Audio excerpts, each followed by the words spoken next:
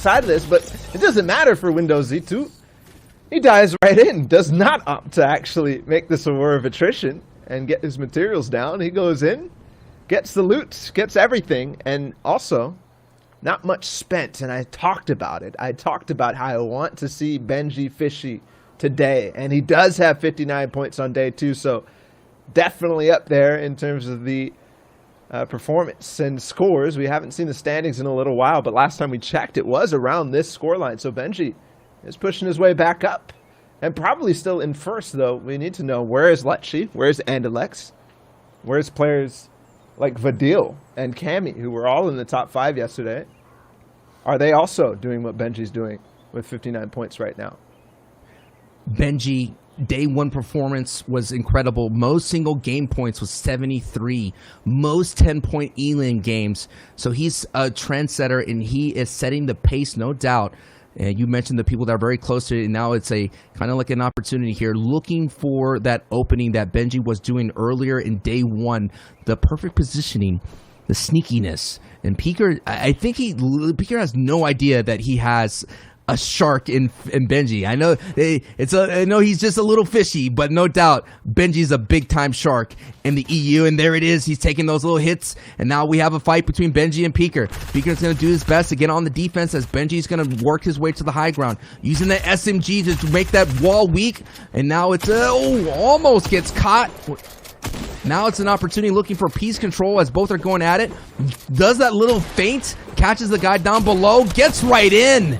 It was just a matter of time as Benji catches Peeker, gives him the pokey. Woo! The pokey emote, of course, is one of the icons emotes in Fortnite. Did you pick that up, Bala? I picked that up. I had to have 100%. I picked up 100%. Every single icon emote, even though I don't find positions like Benji where he can emote on people too often these days. But regardless, something to note about what Benji Fishy might be thinking today. And yes, we are clearly thinking that he wants to get first place. That's something that Benji is very hungry for. But when you think about how it's going to unfold for us in these tournaments, we have a couple more rounds before grand finals, but he wants to try to clear out his spot. He wants to make sure that he is alpha as possible. So he might be waiting for that. I thought that originally that might not have been the greatest engagement for him because of how much time was invested in it. But he wants to make sure that that player not only does not qualify, but if he does qualify, he does not go up against Benji Fishy in the next rounds. Retail row uncontested for him would be a godsend going to the grand finals. Jenner, that we have see on the cams right now, had a day 1 performance of 55 points. There's somewhere that was kind of started the day off on the bubble, considering the magic number was in the 60s. So he's still very, very close of contending. He still has to be very consistent throughout the rest of the day to make it, knowing that we have a nice fight here as Joey Jenner gets in a little scrum as well. He still has that kind of I kind of feel like even though he has high ground, that never is the alpha position anymore. It used to be in earlier days, but things could turn so quickly as Jenner gets 130 and the green light is on and the pressure is on, and Kryzak gets eliminated with that great pressure from Jenner. But you know what I mean? Like, we kind of saw that with Mr. Savage. Yeah, even though I'm on the back foot, that doesn't mean you're going to win this engagement, Bala. 100%. I think more than anything right now, it's about who has the HP lead. I know that's obvious, but the position about high ground versus low ground or anything like that in these box fights really don't mean much. I think the biggest battle is it is a war of attrition. It is getting these trades, favorable trades in a sense, where you can make sure that once it does come down to the all-in, once it does come down into each other's boxes, it's much more of a risk for somebody than the other player, right? That's what you want it to come down to. So just getting these little tit-for-tat trades when it's really, really good player against other really, really good player is important. But the other thing to think about, too, is the material imbalance as you move through the fight. Who is being forced to use more? Who is being used to spend more resources, not just in material, but also in HP?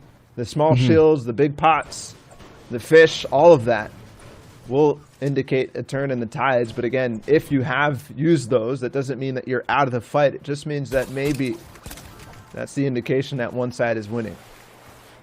And oftentimes when you're playing for placements, if you're taking the scavenger routes, you end up not necessarily, you have to rely so much on what you grab and not take those kind of fights that you mentioned that use up all your resources, because it kind of affects the rest of your playstyle the rest of the way. I mean, if you start off the game passive and then all of a sudden you expect to ramp up to be aggressive, that's kind of a big leap to switch gears between the two. No doubt there are players out there that can do that, but it is certainly difficult to set up the entire placement. As we see Lyzen right above Mex. Mex had the day one performance of 50 points, but switching gears, Bala, it's very difficult to do, because essentially if you set yourself up one way to all of a sudden to change midway and make sure you get some, you're gonna have to rely on elims more than anything than like farming or refarming, things of that sort, as Mex is now in deep trouble as Lyson getting down without the shield. So that means we're gonna have a good old-fashioned box fight between the two.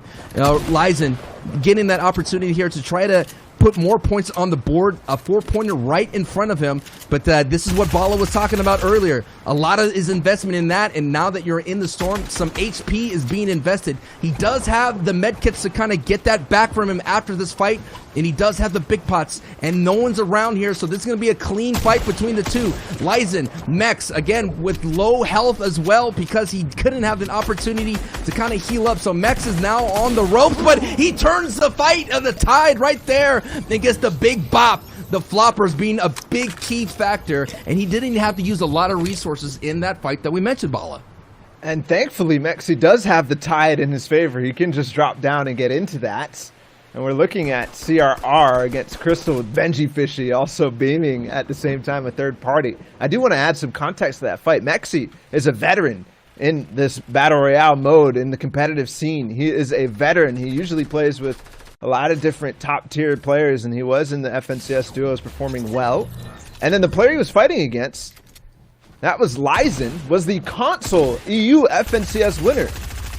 Now Benji Fishy gets involved with CRR, I believe, and he is going to take it out. Ooh. Maybe a little bit of ego there for Benji Fishy, knowing that CRR maybe just got that elimination, and Benji says, no. If that is CRR, I want to make sure I fight. So not only can I talk about it in Twitter a little bit later, but also I put the fear of Benji Fishy in CRR's soul as he picks up the one and moves on. No doubt, man. I mean, there's a thing about the names, you know, you see a lot of people with respect putting Fishy, putting RR, a lot of fans out there, so maybe Fishy got himself a couple here, some nice little diagonal tunnels to get away, to give himself some distance, using a lot of hard mats here just to give him this opportunity to breathe a little bit and assess what is happening. Now, you get to see this kind of like Benji is what I like in the fighting community. He's downloading his opponent to see, all right, what can I get away with, and what kind of, what do I need to do to make sure that I win this fight against Jinnah, sitting on the high ground. No doubt knows, we mentioned that kill the elim fee, knowing that he's going up against Benji, so might be going for that sweet ever so flightful cloud. But again, you go toe to toe with the big dog in the fish, gulps him up. Nah, not today. Out of the server you go, Bala. That's what happens. You chase a little bit of notoriety, and if you can't actually hang with the sharks, you'll get mopped up right into the sea. But you gotta go for it, man. I respect that. He has a free path into the rest of the zone, kind of after winning 2 back-to-back fights. And I wonder, we have a lot of stats guys in the community. I know this is a tall ask, but I would love to see the RR clan versus the Fishy clan. Who's actually leading in the war, at least in the solo FNCS Invitational? Clearly the leaders, though, going up against each other, that's one that I think people are going to talk about. Mo doing his thing, using the heavy. We've seen it a little bit in the broadcast. It's a great utility item. It's not just for the hot, long-distance snipes, but you could use it in your box fighting out there. It's something that it's very interesting, the timing that I've seen a lot of people use it in, where it's just almost in a blink of an eye. You're right in your opponent's box just like that, but this opponent is doing a very great job of just dodging and so much time. That is another thing that we want to harp on, that time is a big factor, and it slows down everything that you need to do. Continuing on, as Mo, though, has been eliminated as Lusa does the thing, and now he has some great tools in his arsenal, hits him with the L. I'm liking it. You see the competitors, Ball, Balla getting a little bit loose as they're getting more and more confident. I'm going to take a quick look at where Lusa is in the pack. Lusa is actually sitting. Let me do the math. Very well for himself today. I mean, I almost had it. There it is, 200 in the 200s. So pretty solid. Yeah, actually, he had a 106-point day one there, Balla. So this is one of these guys that kind of a slow start today, but I'm expecting a big-time finish for him, especially in the big time here. We got Benji doing his thing. I think Zeke alluded to or asked the question, basically, if people are going to be kind of chilling a little bit in terms of how many points that they want to get today just so that they make sure they get in.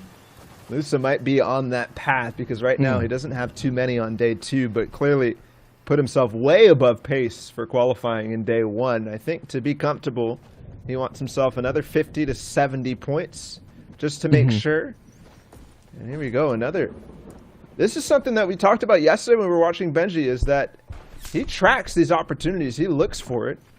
If there's a opening, he will take it. And he does find himself a launch pad and forces a base to be built, and I think he actually wants to get in on this fight, and I'm not sure why. He got a little bit of damage done, but he wants to go all the way in, and oh my goodness, he takes the back wall and the cone. That is piece control at its finest. He has no room for escape, or he leaves no room for his opponent to escape at all from his box, and that's what Benji Fishy does best in these mid-game engagements. What are those, the classic quote? He's like, I'm not trapped here. You're trapped in here with me, and that's what Benji's is basically saying. Yeah. So that was a big time play right there, and it's very fascinating to see the high level play of Benji, and it's interesting to see that he's kind of opening it up. I think he's trying to make a statement game. No matter what, that he's on top of the board. This is going to be a statement game, as we're here with Patek.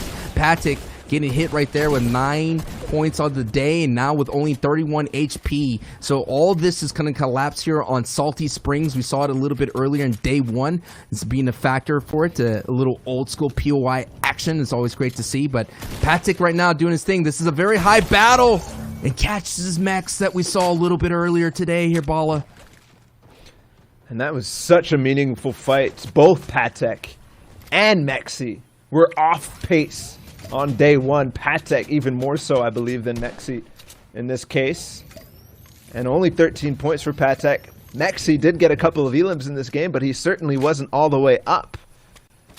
He only had 50 points on day 1. With the 20 or so that he had in this, he's only at 70. And I think that's still off pace for qualifying. And these are two legends and veterans. I talked about it earlier with Mexi in the competitive scene, at least in EU. And it looks like Patek getting a little bit way too aggressive, actually.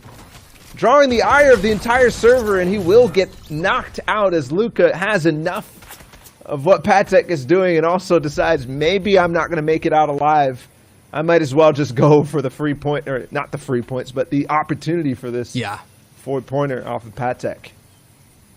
We'll kick on another bubble player looking to bust other bubbles along the way, and that's what's so dangerous, being on the edge of that top 300. And you know, a lot of people are just pulling each other down, as we saw Thomas out HD in the distance.